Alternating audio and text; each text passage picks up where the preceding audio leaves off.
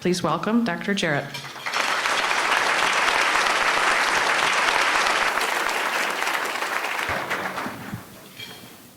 We're here to talk about today, I'm going to break the conversation into two components. The first thing we're going to do is spend some time talking about where we've been over the last 5 years. We had an original strategic plan that we called Visualize 2015 that we turned into the Readiness Rocks, and we spent a lot of time working with the community and I think having some real improvements in what's going on in the public school system, and the people in this room have been a huge part of that success. So I'm excited to talk about a little bit about where we've been. And I'm also going to spend a little time talking about where we're going. We have a bold new strategic plan, Readiness 2020, that I think ties in really nicely with Transform Rockford's vision for having a top 25 city by 2025. So we're going to talk a little bit about where we're going as well. Before we dive too far into that, I want to spend a little time showing you what our students have been up to. At Rockford Public Schools, our kids rock. I learned new words today. Today, we rocked our jet toy car race. I learned that teamwork was an important thing. Today, I rocked by using art to learn about history. Today, I rocked by creating a library design. I rocked by flying a Cessna 172 on Flight Simulator. I rocked by producing music for this commercial. Discover how our kids rock at Rockford Public Schools.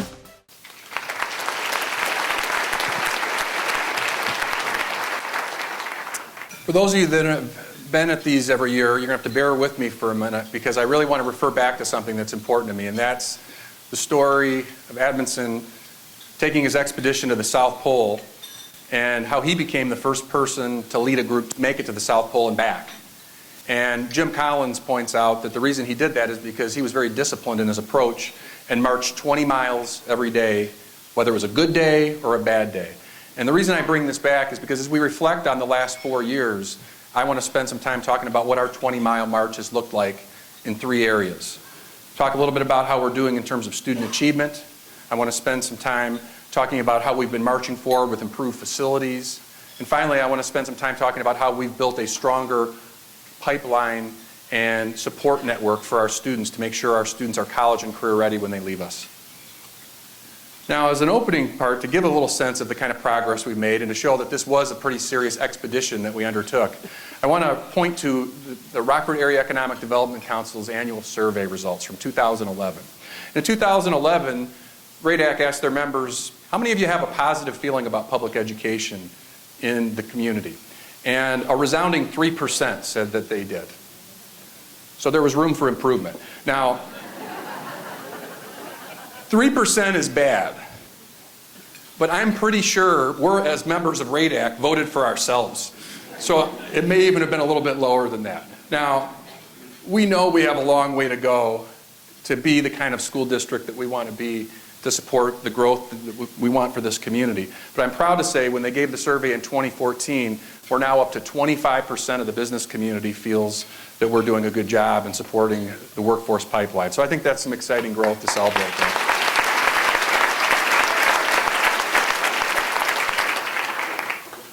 Now, talking about student achievement, because that's ultimately what matters, is how are we doing to support our students? One thing I'm really proud to announce today is that the average ACT score in the state of Illinois is 20.7, and as recently as 2010, our average was a 17.4. Okay? And what we've been able to do over the last 6 years is really exciting because our score has increased almost a point to an average of 18.5. So really, really exciting news as we're making progress towards achieving that state average.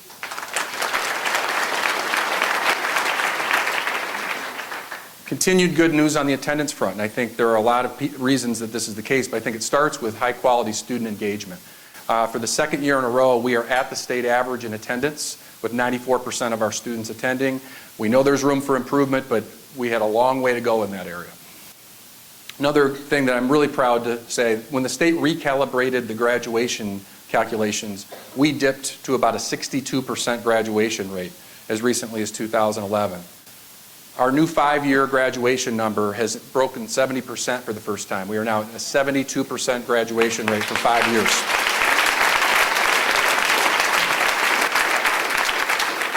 And one thing that's really important to everybody in our community is closing the achievement gap. And we have the longest way to go with our students of color in the community, minority students, African Americans, Hispanics. And when you look at graduation rates with those specific groups, we've had a 6% increase in African American graduation rate and a 10% increase in Hispanic graduation rate over the last 3 years.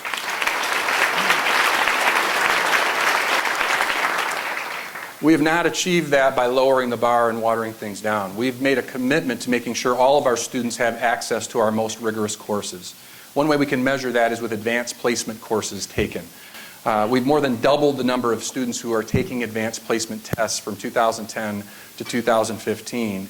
And the good news about that is that's probably tied in with some of our improvements with our ACT scores. For students that take one advanced placement course per year, the average ACT for our Rockford Public School students is a 27. So the fact that we're exposing more and more students to this rigor is having a huge impact on other things like ACT scores. And the state legislature just recently passed some very important legislation, and I want to give thanks to all of our state legislators that contributed to this. When you score a 3, 4, or 5 on an AP test, you now are guaranteed college credit at a state university. So thanks to our legislators for that awesome achievement. Classroom improvements are important, but another thing that I think is really important is something that I think it was an NIU athletic director at the time, Jim Phillips, introduced to me, the concept that athletics and fine arts are really the front porch of your institution. Now, what it means is those things are not the most important part of your house, not structurally significant, but wow, do people notice if they're in disrepair. And we've made some real strides in terms of the quality of our front porch in the district. Starting in 2011, when we were on the brink of not having athletics and handing it over to the Park District to run, we were below 4,000 students that were participating in middle school and high school athletics. We are now significantly over the 5,000 student athlete mark 4 years later. So we've had about a 20% increase in athletic participation. Same is held true with our fine arts. When the board took action to add a 7th period to our academic day, we have added more than 2,000 course enrollments over the last 4 years in our fine arts courses. So I think our front porch is looking a lot nicer than it used to.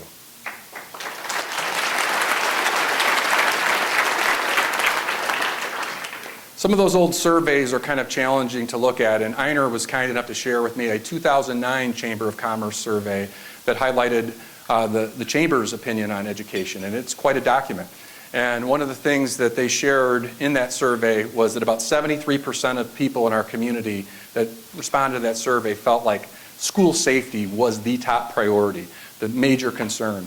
And one of the things I'm really proud to say is that in the last 4 years, by holding students to higher expectations, ensuring that our students are engaged through the high school academy model, and making sure that we have community support for our schools, we've had a 66% reduction in zero tolerance offenses, and we're at a 13-year low for arrests.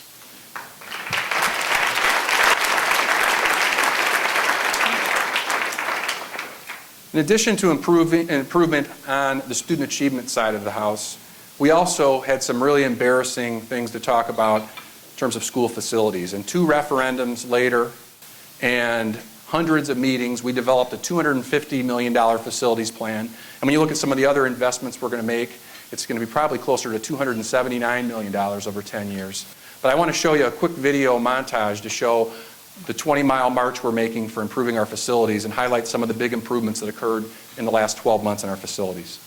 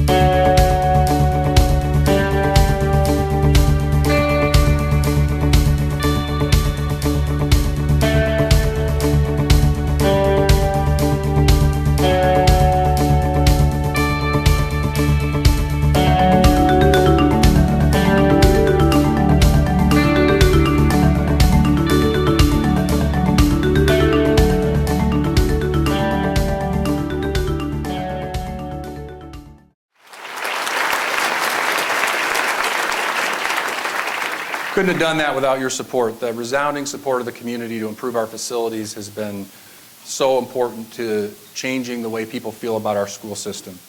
And the third area I want to spend some time talking about as we look back on the last 4 years and that 20-mile march we're on, we really did not have a strong, consistent college and career readiness support system for our students.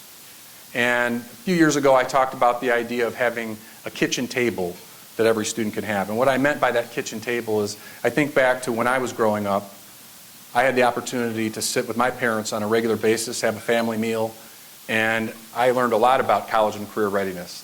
I learned about what kind of job I was going to apply for, college application process. Those were things that were expectations in my home. And when we arrived here in Rockford, it became clear that while some teachers and some guidance counselors and some community volunteers were doing a heroic job trying to help students have that kind of an experience that weren't getting it at home, we didn't have a system in place. We didn't have something where we were guaranteeing that experience for every child. So we set out, with your help, to build that kitchen table. And I can't emphasize enough how important your help is in building that. We can't do it just with teachers in the classroom and school counselors. We needed the help of everyone to build this thing from the ground up. So I'm going to talk a little bit about what we've put in place over the last 4 years. First of all, Alignment Rockford has been a huge support in building this kitchen table. Due to the efforts of Alignment Rockford and many of the people that have volunteered through Alignment Rockford in this room, we get over $2 million of annual volunteer hours to help support student and college and career readiness. So let's give Alignment Rockford a round of applause.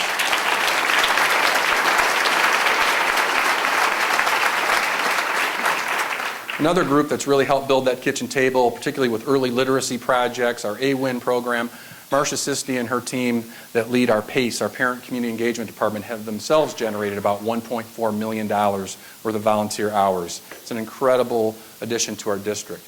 So what that's led to is the start of that kitchen table for students being built from the ground up.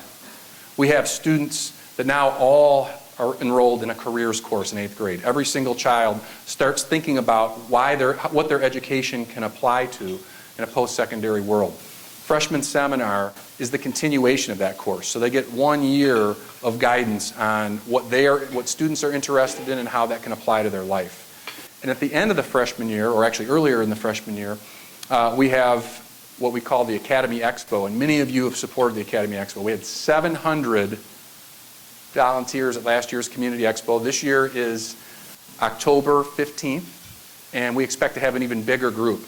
Over the past 3 years, we've gone from just serving Rockford Public School students at the Academy Expo to help them make their academy choice, to adding the Belvedere School District, the Hononegah School District, and the Harlem School District, who are all the guests of Alignment Rockford and the Rockford community, as we have a broader conversation about college and career readiness throughout our region. So I look forward to all of you having a chance to check it out on October 15th of this year. Sophomore site visits. So 8th grade and 9th grade, we set that strong foundation for readiness. By the sophomore year, we now have set a goal that we want all of our students to have an on-site workforce visit opportunity. We had 70 companies who responded to Alignment Rockford's ITP last year. We need more.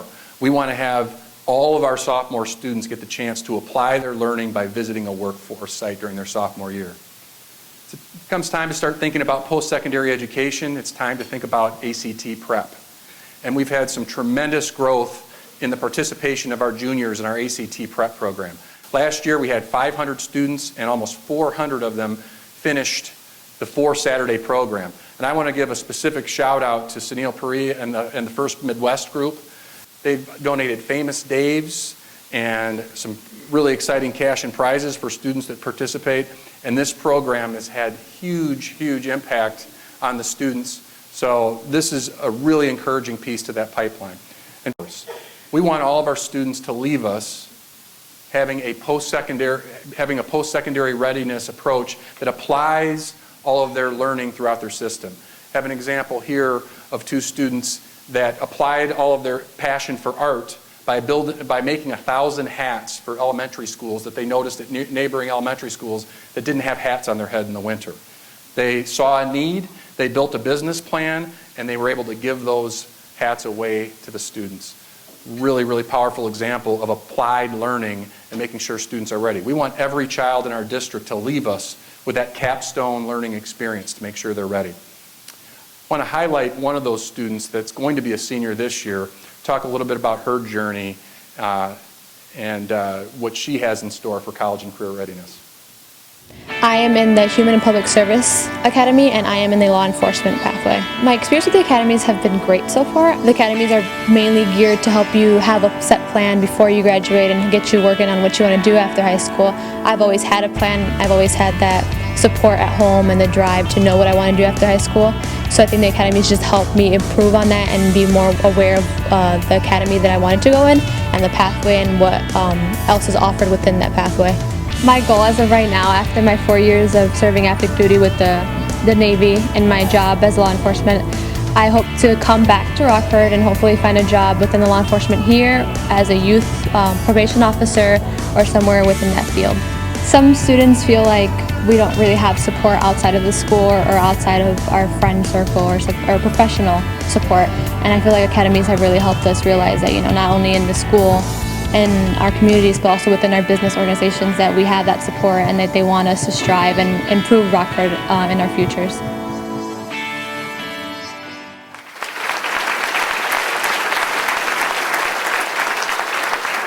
And we happen to have Juliana in the crowd today. She's on my Superintendent Student Advisory Council. Can you stand up, Juliana?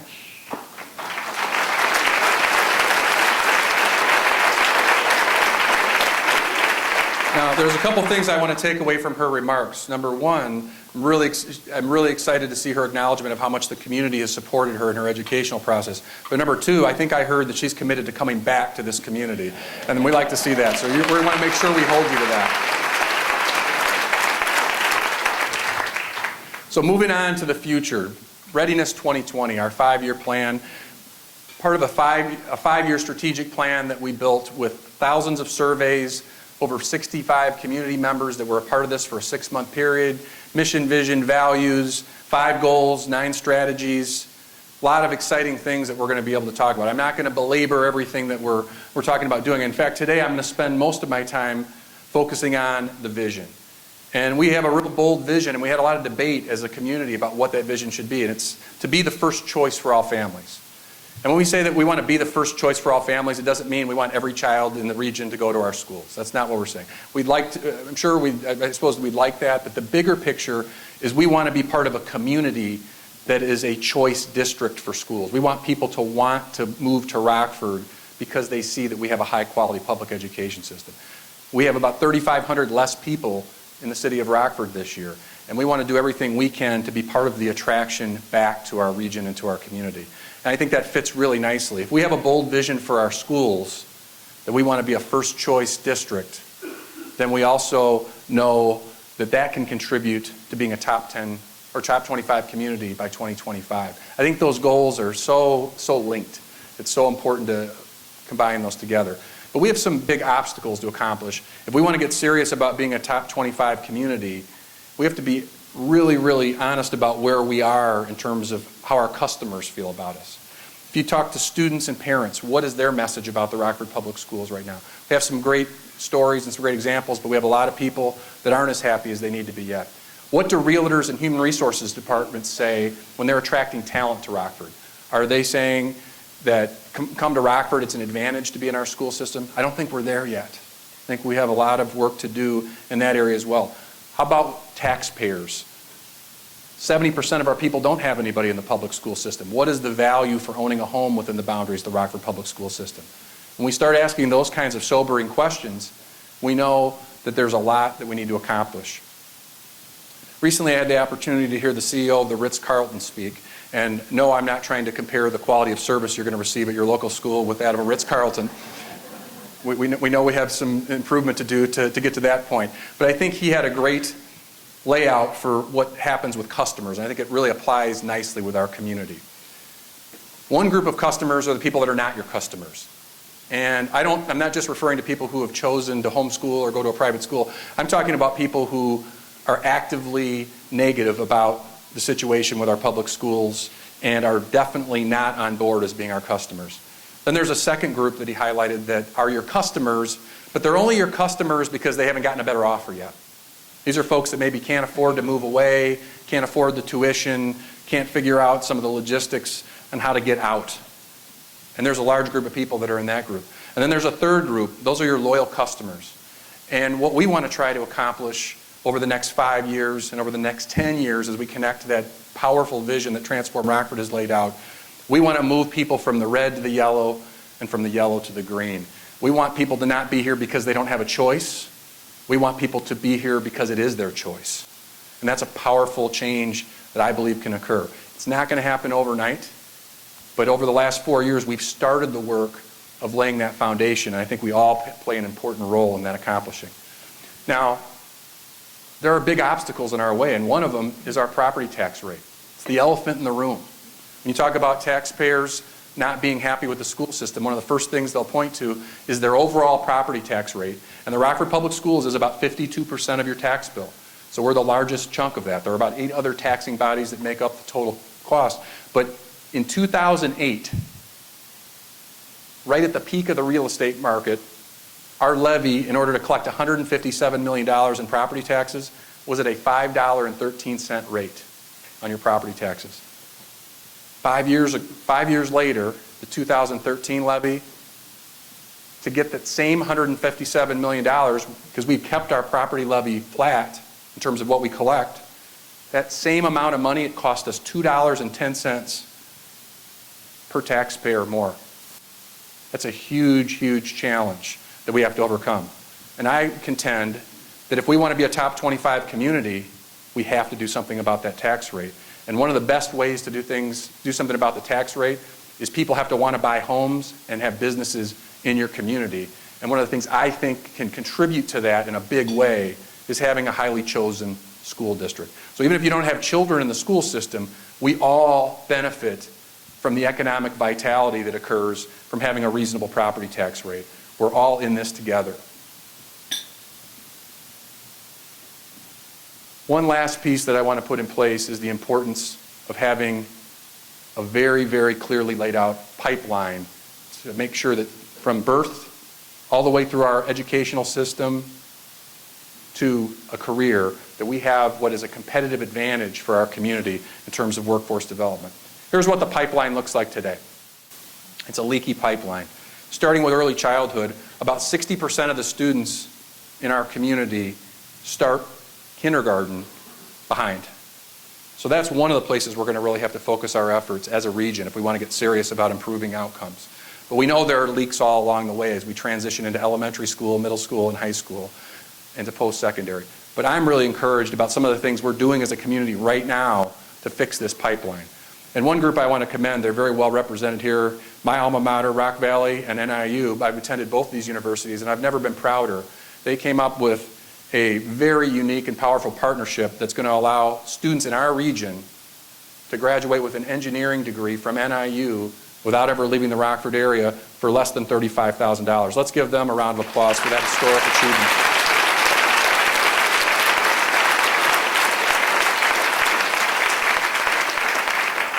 It makes all of our jobs easier when the end of the pipeline is clear. And we have Rockford University in the crowd today. They just set a record for their undergraduate enrollment. They're at an all-time high for the number of students who are choosing Rockford University. That's another important part of our pipeline. So great job with Rockford University as well. Now, I talked about the big leak at the beginning. Early childhood education is a huge, huge part of that problem. And we have a strong early childhood team that recently just got another grant. We're currently serving almost 600 more students than we were at our low. And we just added 120 additional full-day kindergarten seats because early childhood seats, because we are recognized as one of the premier early childhood programs in the entire state. Kim Nelson, our director, is here. Kim, stand up and be recognized. You're doing a great job.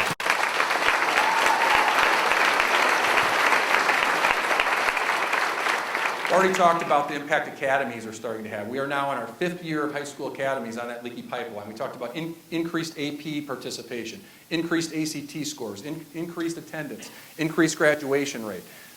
What we are doing with the support of each and every one of you in the room is having a huge impact on our outcomes. And I believe the day will come as we work towards that big vision to be a choice district and to be a top 25 community, that this pipeline will at one point become a competitive advantage for our community. If we can figure this out where it's a seamless pathway for children as they go through our system, there's no limit to what we can accomplish. And here's why this pipeline is so important. When you grow up in a family, like I did, where both of your parents have a college education, it doesn't matter how screwed up the pipeline is, your parents make sure you figure it out. But what about the parents, what about the kids who don't have parents that make sure the pipeline works for them? Isn't it incumbent upon each and every one of us to make sure we make a clear and easy to understand pathway from birth all the way to that career? And that's how we're going to get people to want to stay and thrive and grow in this community. And I can tell you this, we can't do it just as a public school system. We're going to need each and every one of you to be part of that challenge to make sure that that pipeline is strong.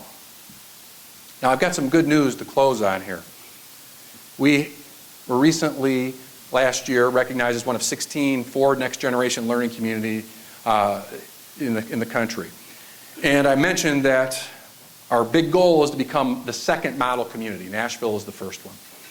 And more, we're getting some people who want to come visit us and find out what's going on. So I'm going to let Dave Carson, our Executive Director of College and Career Readiness, and Bridget French from Alignment Rockford talk a little bit about that increasing demand of people wanting to come to Rockford and hear our story. I get calls from people in other communities because the pace in which we've implemented this change of our high schools becoming wall-to-wall academies, and other communities are eager to learn how we've done this work in such a short order. They're really interested to learn about the processes and the practices that we've used to accomplish this work.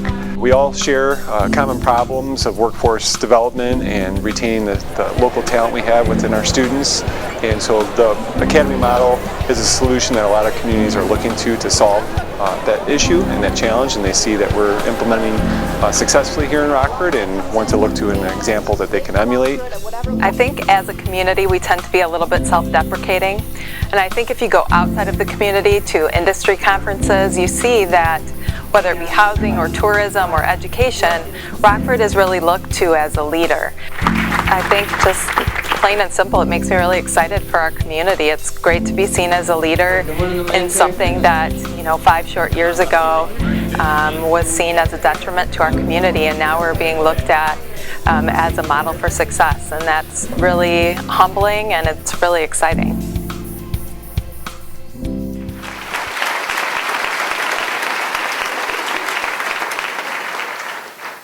So we've got some exciting news coming up. Thanks to all of the hard work we put together as a community, there is now demand where other communities want to come and visit Rockford to find out how our community supports our public school system in unique ways. So the first annual Midwest Alignment Institute is going to be hosted right here in Rockford, Illinois, October 19th and 20th, co-hosted by the Rockford Public Schools and Alignment Rockford.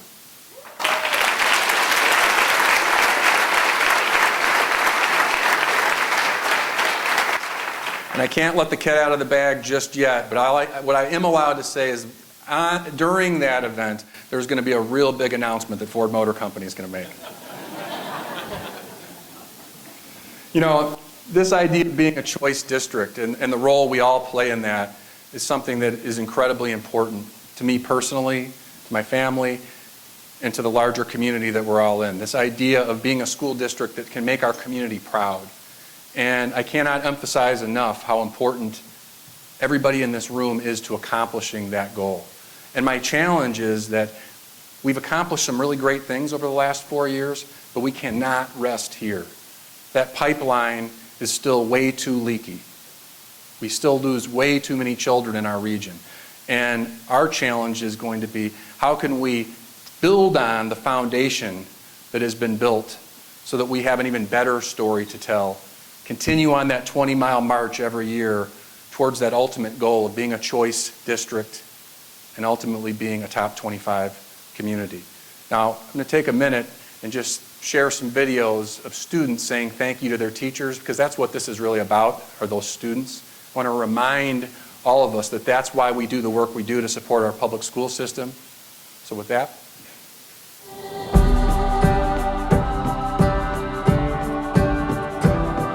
Hi, my name is Latwan Porter from Rockford Auburn High School, and I want to thank my coach, Coach Ott, for just giving me the potential to be great and be a leader in the classroom and on the court.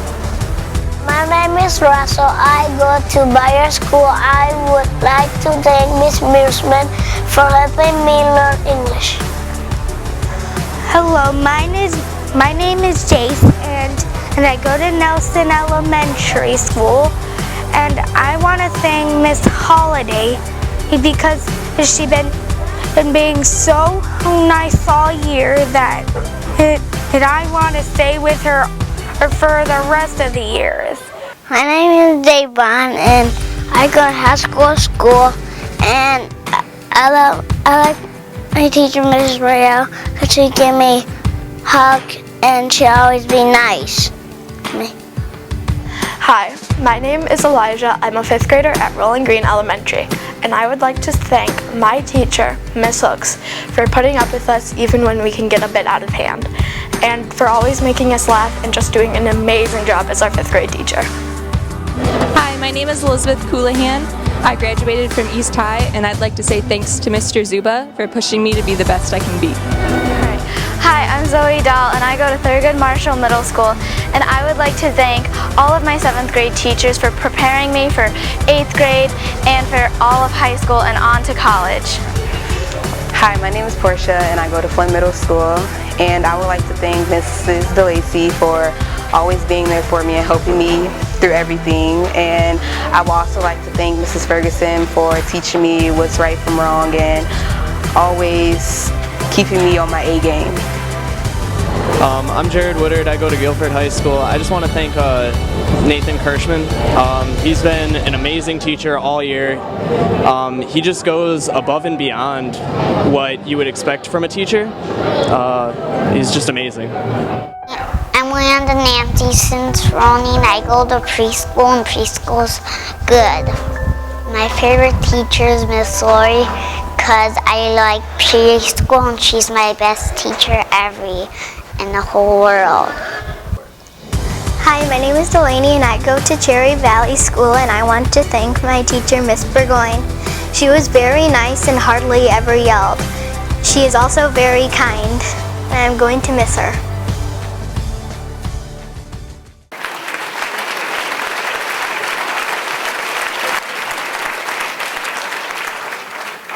Just as our students thank their teachers, please allow me on behalf of the district, our board, our Teachers Association, allow me to thank each and every one of you for going on this journey with us to improve the quality of our school district. Thank you.